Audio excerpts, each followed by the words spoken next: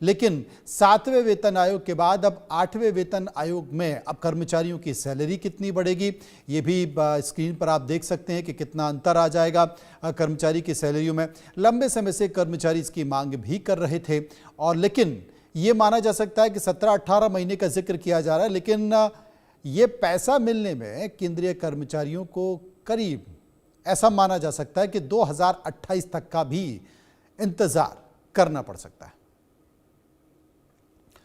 Graphics के तौर पर आप देखिए कि कर्मचारियों के लिए गुड न्यूज क्या है। अगर स्तर देखें कि किस लेवल पर कितना फायदा होने वाला है, तो पहले लेवल पर 18,000 जिनकी तनख्वाह है वो 8वें वेतन आयोग के बाद वो तनख्वाह बढ़ जाएगी, वो 44,280 हो जाएगी।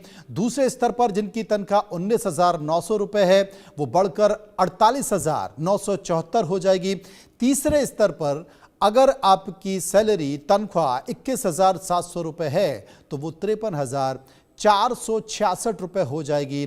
चौथे स्तर पर अगर आपकी तनख्वाह जो 7वें वेतन आयोग की जो सैलरी सिफारिशें हैं 25,500 रुपए है तो वो 8वें वेतन आयोग के तहत 62,850 रुपए हो जाएगी।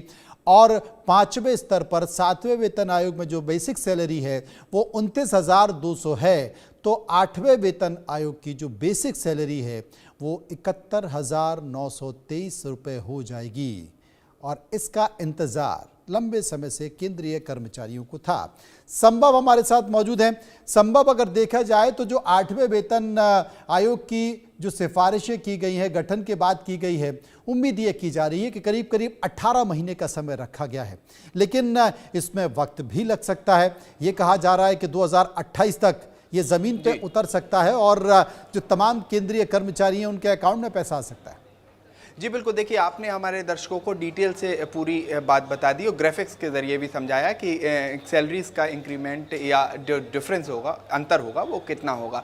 बेसिकली ये जो पे कमीशंस होते हैं ये रिव्यू जिसे कहा जाता है उसके लिए किया जाता है कि सैलरी का रिव्यू और जो इन्फ्लेशन है या चीज़ों के जो दाम बढ़ रहे हैं उसके अनुसार सैलरी कितनी एक्यूरेट है उसको देखने के लिए, जाँचने के लिए पे कमीशंस बनाए जाते हैं। 8th पे कमीशन, आठवां जो पे कमीशन है उसका टर्म ऑफ रेफरेंस जिसे कहा जाता है उसे आज केंद्रीय कैबिनेट ने मंजूरी दे दी है।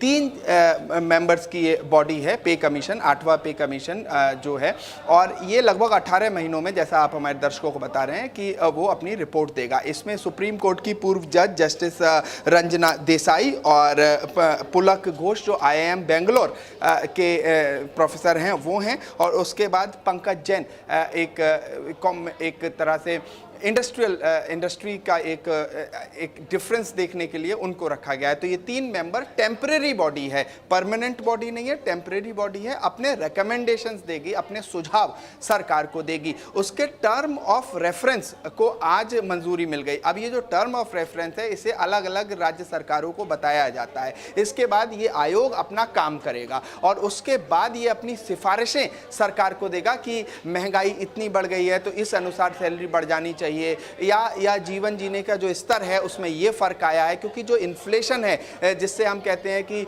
चीज़ों के दाम बढ़े या घटे हैं, और फॉरेन कंट्रीज में और देशों में उसी चीज़ का क्या दाम है, परचेजिंग पावर पैरिटी, जो इकोनॉमिक्स की अलग अलग चीज़ें हैं, जैसे रेवेन्यू एक्सपेंडिचर कितना है, क्योंकि ये पूरा जो पैसा होता है केंद्रीय कर्मचारियों को वो रेवेन्यू एक्सपेंडिचर के तहत आता है, और इसमें कितना सरकार खर्च करती है वो चीज़ें अपने आप में महत्वपूर्ण होती है, वो बजट पर सीधा असर करती है। तो जिस तरह से आप हमारे दर्शकों को बता रहे थे, 50 लाख केंद्रीय कर्मचारी सेंट्रल गवर्नमेंट के और 69 लाख लगभग जो रिटायर्ड कर्मचारी हैं। देखिए जो रिटायर्ड कर्मचारी है उनका भी उनको जो पेंशन मिलती है उसका भी एक अनुपात कितनी महंगाई हो गई उससे देखा जाता है। तो इन तमाम चीज़ों को रिव्यू करने के लिए कमीशंस बनाती है सरकार। तो एक तरह से खुशी की बात है, एक 8th पे कमीशन का टर्म ऑफ रेफरेंस को मंजूरी केंद्र सरकार की मिल चुकी है।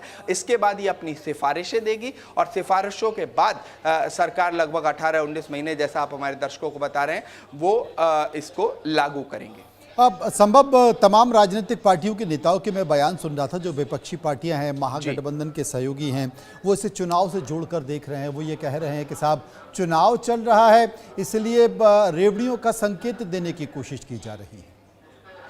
जी बिल्कुल, देखिए एक तरह से कहा जाता है बिहार चुनाव राउंड द कॉर्नर है और वोटिंग होने वाली है, और छठ महापर्व के दौरान इस तरह की खबर आना तो स्वाभाविक है, इससे जोड़ के तो देखा ही जा सकता है, इस पर राजनीति भी हो सकती है। लेकिन दूसरी तरफ ये कुछ कई आंकड़े इस तरह के हैं कि बिहार से जो ब्यूरोक्रेसी है उसमें सबसे काफ़ी ज़्यादा लोग हैं, और कई राज्यों की तुलना में बिहार से जो ब्यूरोक्रेट्स हैं, जो नौकरशाह हैं, वो ज़्यादा हैं, और ये क्लास 1 नौकरी होती है, केंद्र सरकार की नौकरी होती है। तो कहीं ना कहीं सीधे उनको फ़ायदा होगा, क्योंकि ये केंद्रीय कर्मचारियों के लिए 8वें वेतन आयोग का टर्म ऑफ रेफरेंस को जो आज एक मंजूरी मिली है केंद्र सरकार की तरफ से, तो स्वाभाविक है जो नौकरशाह हैं उनके लिए इसका सीधा फ़ायदा देखने को मिलेगा, और जो पेंशनर्स हैं उनके लिए भी इसका सीधा फ़ायदा मिलेगा। तो स्वाभाविक है कि इलेक्शन टाइम और छठ महापर्व के दौरान इस तरह की खबर केंद्र सरकार से या यूनियन कैबिनेट से आना, जिस तरह से यूनियन मिनिस्टर अश्विनी वैष्णव ने बताया,